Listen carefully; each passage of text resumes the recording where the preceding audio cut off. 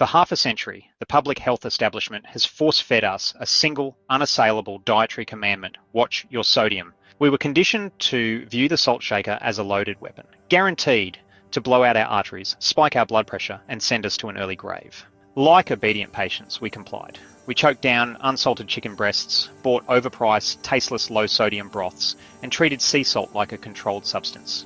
But while the medical establishment had us obsessively auditing every grain of salt, the real metabolic assassin was slipping into our food supply entirely scot-free. That villain is sugar.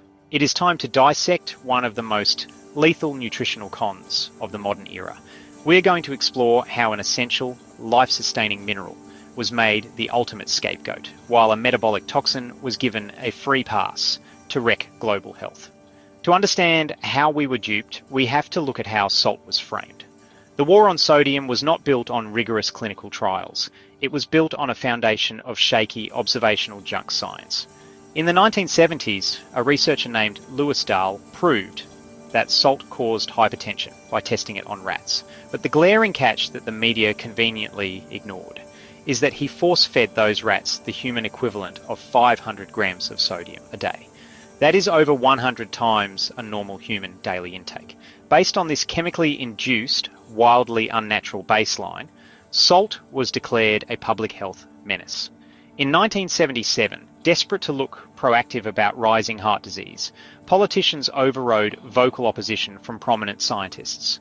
They codified the anti-sodium stance into national policy. Once the ink was dry, bureaucratic inertia took over. The hypothesis became settled science simply because it was printed on every government pamphlet, but the data refused to cooperate with the dogma. The first massive blow came with the 1988 InterSalt study. Researchers expected it to be the nail in salt's coffin. Instead, the global data showed virtually zero correlation between salt intake and high blood pressure.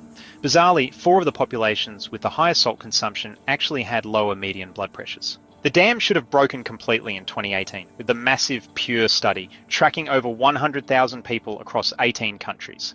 It definitively dismantled the low sodium myth. The data revealed a J-shaped curve. It proved that the people with the highest risk of cardiovascular death were actually those consuming too little salt, under 3 grams a day.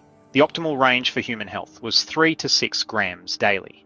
Yet institutions like the World Health Organization and the Heart Foundation aggressively ignore the Pure findings.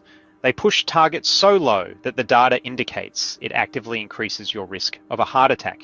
They are protecting their institutional legacy over public health. The fatal flaw in their formula is that humans are biologically wired to crave salt, because it is a non-negotiable requirement for life. You need it for nerve transmission, cellular fluid balance, and stomach acid production.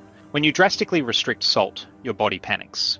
It enters a state of biological starvation, pumping out stress hormones like aldosterone and adrenaline to aggressively hoard whatever sodium remains. This hormonal cascade stresses the cardiovascular system. So how did we get here? In the 1960s, the sugar cartel paid off researchers to point the finger squarely at fat and, by association, salt. This birthed the catastrophic low-fat craze. But when food manufacturers stripped the fat out of their products, it tasted like cardboard. Their solution was to pump it full of refined sugar. To mask the sickening sweetness of all that added sugar, food chemists weaponized salt. They engineered a chemical bliss point, an addictive matrix of sugar and salt designed to hijack your brain's reward centers. Ironically, because they needed astronomical amounts of salt to mask the sugar, our overall salt consumption actually increased. We outsourced our salt intake to the very corporations driving the metabolic crisis. Unlike salt, there is zero biological requirement for refined sugar. And here is the ultimate tragic irony. Sugar directly causes the exact cardiovascular and kidney damage that salt was blamed for. When you consume massive amounts of added fructose, it produces uric acid. High levels of uric acid crush the production of nitric oxide in your blood vessels.